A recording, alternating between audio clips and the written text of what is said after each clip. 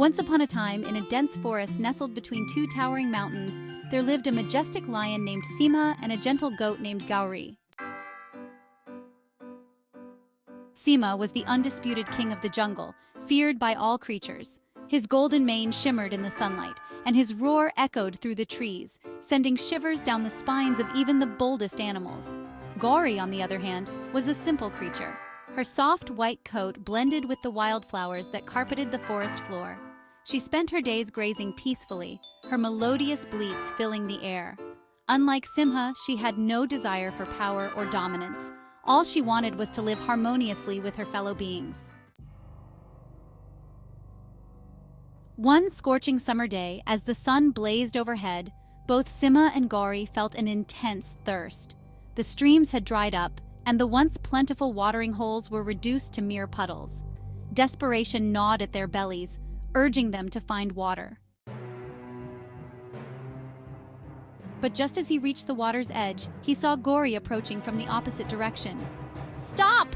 Simha roared, his voice echoing off the rocks. "This water is mine by right. I am the king." Gauri halted, her gentle eyes wide with surprise. "But dear Simha," she said softly, "we both need water. Can we not share it?" Simha's pride flared. "Simha, share?" he scoffed.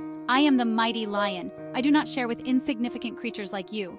Gauri's heart sank. She knew she couldn't challenge Simha physically. Instead, she decided to appeal to his reason. "Gauri, Simha," she said, "if we fight, the vultures above will feast on our remains. Is that what you want?"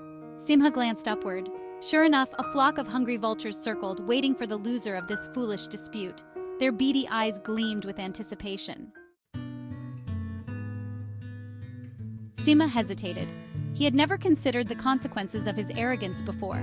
Perhaps Gauri was right. Perhaps there was a better way. "Very well," Simha grumbled. "Let us drink together." And so, side by side, the lion and the goat lowered their heads into the cool water. As they drank, their eyes met. Simha saw kindness in Gauri's gaze, a kindness he had never encountered. Gauri saw strength in Simha's eyes, a strength tempered by newfound humility. From that day on, Simha and Gauri became unlikely friends. They shared not only water but also stories, laughter, and companionship. Simha's roar softened, and Gauri's bleats grew more melodious. The vultures, disappointed, flew away in search of other quarrels. As seasons changed, the forest flourished. Simha and Gauri protected each other, Simha with his strength, Gauri with her wisdom. And when the rains finally came, filling the streams and replenishing the ponds, they celebrated together. The animals marveled at this odd pair, the lion and the goat, living in harmony. They learned that true strength lay not in dominance but in understanding, compassion, and friendship. And so the legend of Simha and Gauri spread far and wide.